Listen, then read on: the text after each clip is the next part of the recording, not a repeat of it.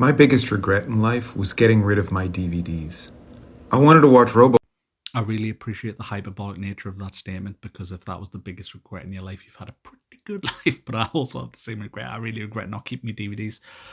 When I was a kid, because I have severe ADHD, one of the big parts of that is that you become hyper focused with things. So when I was a kid, probably too young to be watching these films, probably around the age of like 12, 13, I became like hyper focused on zombie films and anything zombie related. I've got a poster there of Return of the Living Dead Part 2, which is just one of the original hilarious zombie comedies. But yeah, I was really into them, and I had like loads of collector's editions of DVDs and like obscure cuts of like Dawn of the Dead 2005 and stuff like the Chinese cut that had like an extra 10 minutes and stuff like that.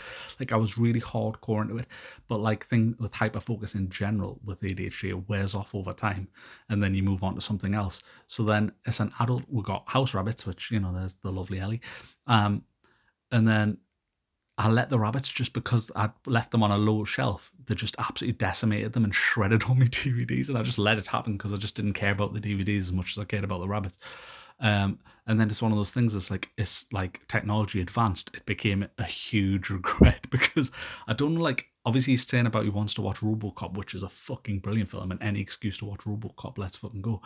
But like the renting system, it's not so much even that I have to rent them. It's like how fucking different every single film is. So like one film it's like standard definition and you can rent it for £2, and then another one it's like you can buy it in 4K for £20, and then the next one it's like oh you can rent it for £5 in 4K, and then another I'll be like the same day it comes out as another one, I'll be like, you can rent it for £15. I'm not renting it in £15. Are you mental? It's like it's not that I can't afford it. It's just I literally resent it. You don't even own it, and even like when you own them digitally, you don't technically own them. So, that company could always go bankrupt and they can turn the servers off. So it's just like, yeah, it's really shit time all around for that. My advice though is if you do have your DVDs, the best like way to just actually improve it is like I'm a big fan of technology and I like 4K, but you don't really need it.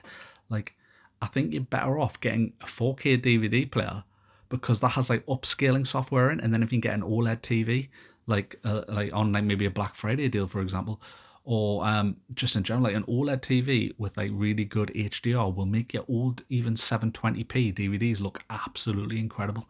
But yeah, that's definitely one of my regrets. And if you do currently have DVDs, fucking hold on.